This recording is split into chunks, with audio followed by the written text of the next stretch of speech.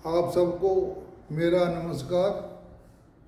पिछली वीडियो में मैंने आपको कुछ नियम बताए थे, उन नियमों को लेकर के आप करेंगे तो ये कुंडली आपके सामने है, इसको आप नोट कर लें। मैं साइड से खड़ा हो गया हूँ और आप इसको समय नोट कर लें। इसका समय है 27/7/97, 11:35 दिल्ली। एक जन्म लग्न बनाई है और एक बनाई है चंद्र लग्न। तो पहले मैं आपको बता देता हूँ। हाँ, एक बात और भूल गया था बताने के लिए कि हमने कुंडली में जो भाव है उनको देखना है। भाव कितने खाली हैं, कितने भाव पर दृष्टि है, क्या दृष्टि नहीं है, वो सब आपको मैं अब बता रहा हूँ। 27/7/97, 11:35 दिल्ली। अब सबसे पहले चलते हैं हम महादशानाथ। जब ये जातक पैदा हुआ था, इसका दशानाथ था शुक्र। 15 कुछ का टाइम था इसका। अब हम देखेंगे शुक्र को। यहाँ मैंने सारे लिख दिए हैं। लगन चित्र नक्षत्र में है, मंगल स्वामी है, सूर्य पुष्य नक्षत्र में है, शनि स्वामी है, चंद्रमा भरणी नक्षत्र में है, शुक्र स्वामी है, मंगल चित्रा है, अपने ही नक्षत्र में है, और बुध मघा के नक्षत्र में है, उसका स्वामी केतु है, गुरु वक्री है, यह धनिष्ठा नक्षत्र मंगल में है। जो हमारे ग्रह वक्री होते हैं ना, उस वक्री का मतलब ये नहीं होता कि ग्रह पीछे आए। ग्रह पीछे नहीं आता, उसकी जो चाल होती है वो ऐसे वक्र गति में चलता है, यानी उसका टाइम बढ़ जाता है। ये मैंने यहाँ बना रखा नक्शा। कोई भी ग्रह वक्री होता है तो वो ऐसे धीरे धीरे चलता है, मतलब उसका समय बढ़ जाता है। ये ना कहेंगे वक्री मतलब वो पीछे आए घूम के, पीछे घूम के नहीं आता, वो वक्र गति में धीरे धीरे चलता है, उसकी स्पीड कम हो जाती, उसे कहते हैं वक्र। शुक्र का मघा नक्षत्र में है, केतु उसका स्वामी है, शनि बुध के नक्षत्र में है, रेवती में, राहु उत्तरा फागुनी सूर्य का नक्षत्र में है, और केतु भाद्रपद गुरु के नक्षत्र में है। अब आप यहाँ देखिए नंबर 1, इसका दशानाथ शुक्र है, वह केतु के नक्षत्र में है। केतु मंगल शनि राहु सूर्य, इनको हम पापी ग्रह के में लेते हैं। अगर जैसे सूर्य मंगल या शनि उसका स्वामी है कुंडली में, जैसे मंगल शनि और सूर्य, तो उसको दोष नहीं लगता, उसका पापी का दोष नहीं लगेगा। जैसे इस कुंडली में इसका मंगल स्वामी है, तो मंगल को यहाँ पाप की गिनती में नहीं लेंगे। अब यहाँ देखिए दशानाथ हमारा शुक्र है, वो केतु के नक्षत्र में है। केतु होता है वो हर काम को बिगाड़ता है, लेकिन केतु का वजह होती है वहाँ किस जगह बैठा हुआ, क्या स्थिति है, वो देख करके बताया जाएगा। इसमें केतु हमारा छठे घर में बैठा हुआ है, और अब वह शुक्र लिया हमने तो केतु के नक्षत्र में है, और बुध के जो नक्षत्र होते हैं वो भी गंडमूल होते हैं, वो भी सही नहीं होते। अश्विनी मघा मूल अश्लेषा ज्येष्ठा रेवती, ये गंडमूल नक्षत्र हैं। अश्विनी मघा मूल केतु के, अश्लेषा ज्येष्ठा रेवती ये बुध के। तो इसमें देखिए आप, शुक्र शनि में गया, बुध केतु में गया, शुक्र केतु में गया, शनि बुध में गया गंडमूल में, से राहु सूर्य में, मतलब 1 2 3 4 ग्रह ऐसे हैं जो अपने नकारात्मक सोच में गए। इस कुंडली में मंगल का प्रभाव ज़्यादा है, क्योंकि मंगल के लगन मंगल के नक्षत्र में है और गुरु भी मंगल के नक्षत्र में है, यानी 3 ग्रह हो गए, 1 2 3 ग्रह मंगल के नक्षत्र में है। इसलिए मैंने यहाँ चंद्र कुंडली भी बना दी है। अब आप हम यहाँ देखते हैं कौन से ग्रह दृष्टि डाल रहे हैं कहाँ पर। हम लेते हैं यहाँ से मंगल है जो हमारा है, मंगल दृष्टि डालेगा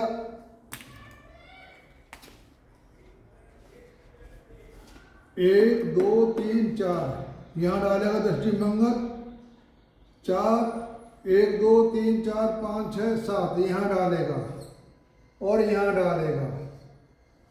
मंगल दृष्टि 3 जगह हुई, एक जगह बैठा हुआ है मंगल। अब लें गुरु की, गुरु दृष्टि होती है 1 2 3 4 5, यहाँ दृष्टि डाली, 5 6 7 यहाँ डाली, 1 2 3 4 5 6 7 8 और यहाँ डाली। अब चलेंगे शनि पे, शनि दृष्टि हो गई 1 2 3, यहाँ डाली, 3 4 5 6 7 यहाँ डाली, 7 8 9 10 यहाँ डाली। शनि दृष्टि यहाँ हो गई। अब चंद्रमा दृष्टि हो गई 1 2 3 4 5, 1 2 3 4 5 6 7 यहाँ दृष्टि हो गई चंद्रमा की। अब आए सूर्य पे, तो सूर्य 1 2 3 4 5 6 7 यहाँ दृष्टि हो गई सूर्य की, 1 2 3 4 5 6 7। अब बुध सूर्य की दृष्टि हो गई हमारी 1 2 3 4 5 6 7, यहाँ 2 ग्रहों की दृष्टि हो गई।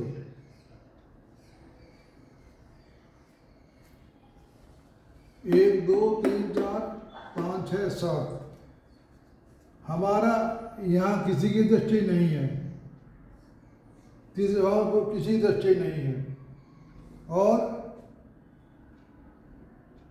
10 भाव किसी की दृष्टि नहीं है।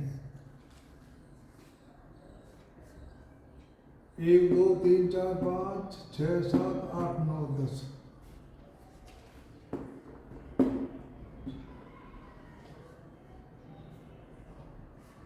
एक दो तीन चार, 1 2 3 4 5 6 7।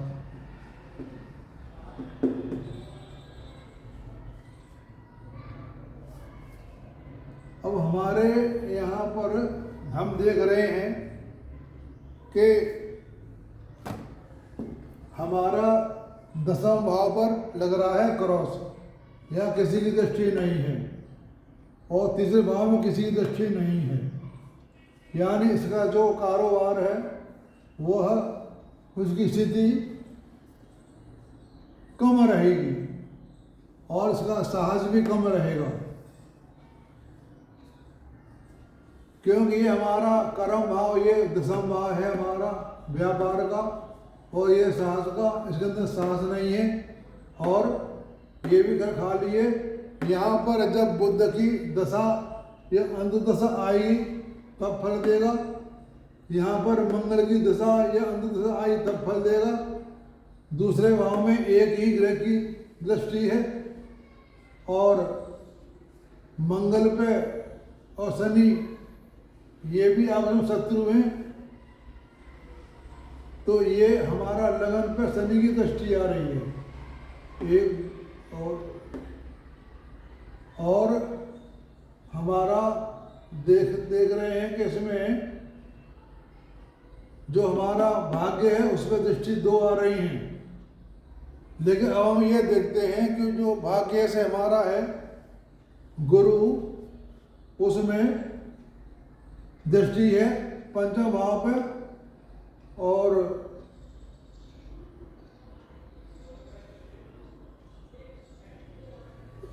तो हम यहाँ देखते हैं कि जो हमारा भाग्य है वो गुरु है मंगल के नक्षत्र में है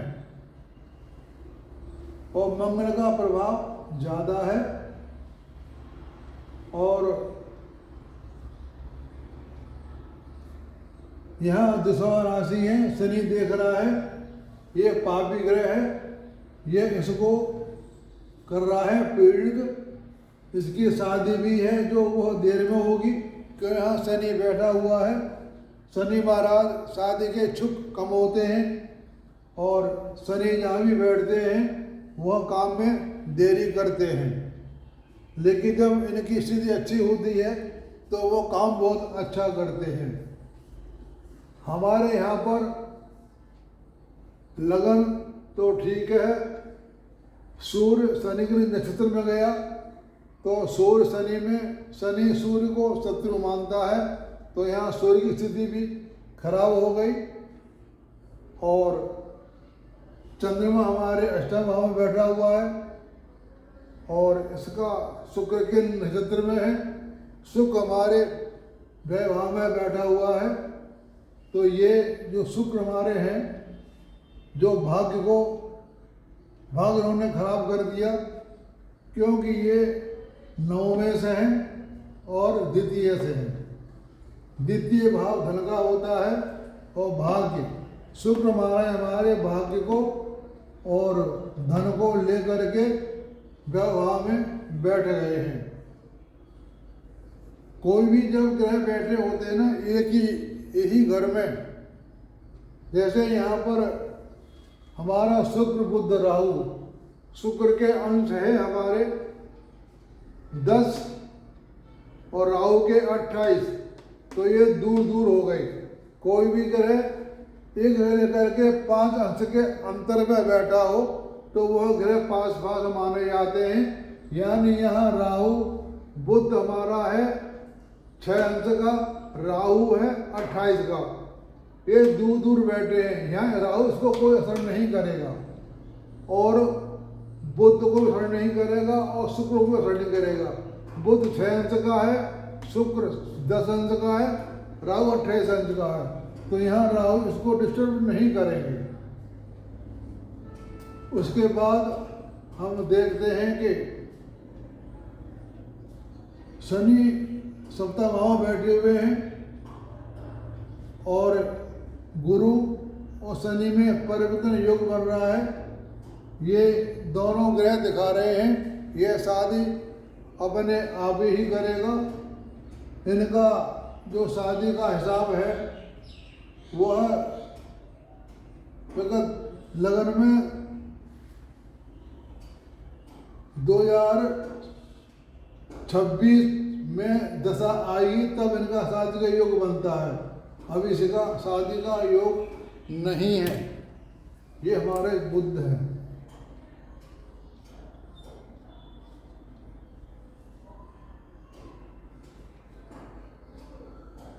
इनका काम काज भी अभी नहीं चलेगा, क्यों इनकी दशा चल रही है चंद्रमा की, जो अष्टम भाव बैठे हुए हैं।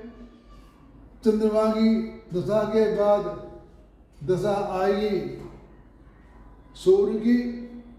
सूर्य अष्टम के स्वामी हैं, ये भी ठीक नहीं है। चंद्रमा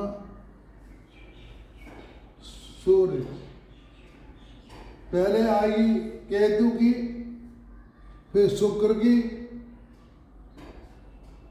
फिर चंद्रमा सूर्य मंगल। तो ये इनकी अभी दिन दशाएं ठीक नहीं है। अब इनका कारोबार नहीं चलेगा, क्योंकि ये व्यवहार में बैठा शुक्र और चंद्र व्यवहार बैठा हुए हैं। इनकी दशा अभी ठीक नहीं है। इनकी शादी भी लेट होगी, यानी 2026-27 में इनका काम चलेगा, 28 में, और तभी इनकी शादी का योग बनता है। क्योंकि यहाँ हमारा चंद्र मंगल के राशि में बैठा हुआ है और इसमें 1 2 3 4 5 6 और 1 2 3 4 5 6 7 8, इसमें हमारे जो भी ग्रह होते हैं जब दशाएं आती हैं, सज्जा अष्ट में ग्रह होते हैं तो वो फल अच्छा नहीं देते। जब चंद्रमा की दशा समाप्त हो जाएगी उसके बाद दशा आएगी सूर्य की। सूर्य हमारे द्वादशे से हैं और सूर्य से 1 2 3 4 5 6 7 8 सूर्य में केतु की दृष्टि है, सरसा अष्टक में आती है, ये भी इनके लिए ठीक नहीं है। यानी शुक्र बुध राहु के लिए 1 2 3 4 5 6, जब गुरु एक तरफ और शुक्र बुध राहु ये दोनों सरसा अष्टक में हैं, जब इनकी दशा अंत दशा आएगी ये फल अच्छे नहीं देगी। यानी इसमें दशाएं 6 8 में ज़्यादा हैं, केतु की हैं, सूर्य की हैं, बुध की है, शुक्र की है, राहु की है, गुरु की है। वह इन जातक का शादी भी संबंध अच्छा नहीं रहेगा, क्योंकि हमारे जो सैया घर है 12वां उसमें राहु बैठा हुआ है और शुक्र हमारे मार्केश हैं, नहीं शुक्र हमारे जो हैं वे 9 भाव के स्वामी हैं और दूसरे भाव के स्वामी हैं।